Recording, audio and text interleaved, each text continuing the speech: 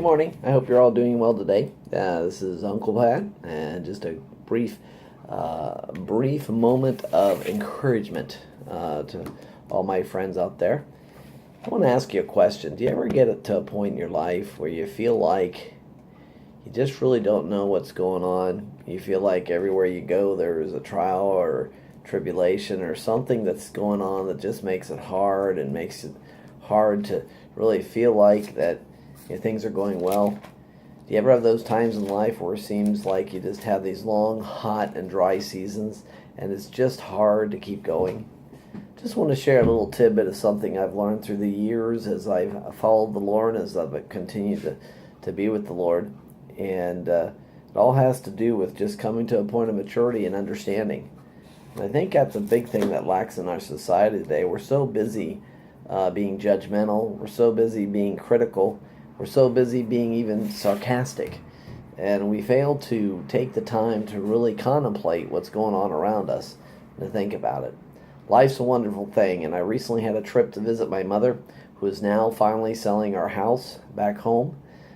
It's kind of like, for me personally, there were some things going on where it was kind of like a farewell tour to the place I grew up. While I'm incredibly thankful and appreciative of the place that I grew up, my life is here in Pennsylvania. This is where I've made my home. This is where I've raised my children. This is where my wife and I have been for the last 20 years. So we have invested ourselves here at different times. But I found it to be difficult at times because still to this day we're kind of considered outsiders. Well, this morning the Lord reminded me of Jeremiah 29:11 as I was looking at my garden. I'll post a picture of that with the video. God is beginning to bless my garden. It's beginning to take hold. It's beginning to make progress, and rapidly the plants and everything are starting to grow. And it's been a hard year for my garden. We've had a very wet spring, and which delayed getting my garden in as soon as I wanted it to. I had to till my garden by hand this year, taking a shovel and flipping the dirt. A lot harder to do it that way than a rototiller. Thank God I don't have a huge garden. But nonetheless, it's just been harder to do the garden this year than I can remember in years past. It's just been harder to stay faithful to it. And the garden's a valuable thing to us. We store food, and I still have food stored from last year's garden in my freezer that we are using up. So God can really bless that. And I was just thankful this morning that God really blessed it. And I was reminded that God was just telling me, remember this, I've got plans for you. Plans for a future and a hope. You always have hope. And, to bring you good, not calamity. God, when the end results comes, we're going to be sitting in a good place. We're going to be sitting in a place of peace. We're going to be sitting in a place knowing that we're loved. We're going to be sitting in a place where we can be content and happy. We may not have everything. We may not have the most luxurious car. We may not have the greatest looking house. But one thing we will have is peace and hope with the God's presence. I'm looking forward to those days with my wife when it's just the two of us. But in the meantime, I have 4 young adults living with me who are trying to find their way. And it gives me great hope for them too, that they have a future and a hope. And I pray today that you take some time and just think about that. You do have a future and a hope. God is not mocked. He is faithful about his promises, and he's going to bring them to pass.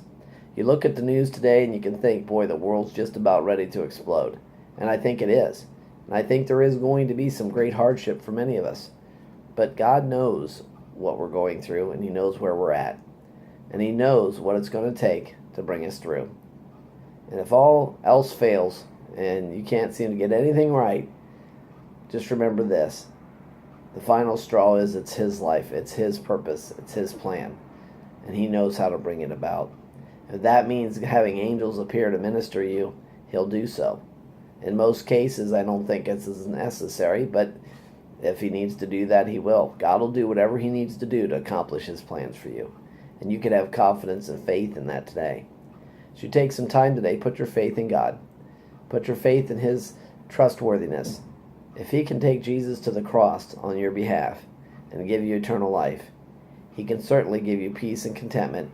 And every day, no matter what the circumstances bring to you, you can have hope. I've been through all gamuts of circumstances, and I hope not to experience any more extremes on any. But if it is the case, I've learned to be content and happy that God is in control, and I can relinquish that control to Him. God bless you today, and have a great day, everybody. We'll see you next time.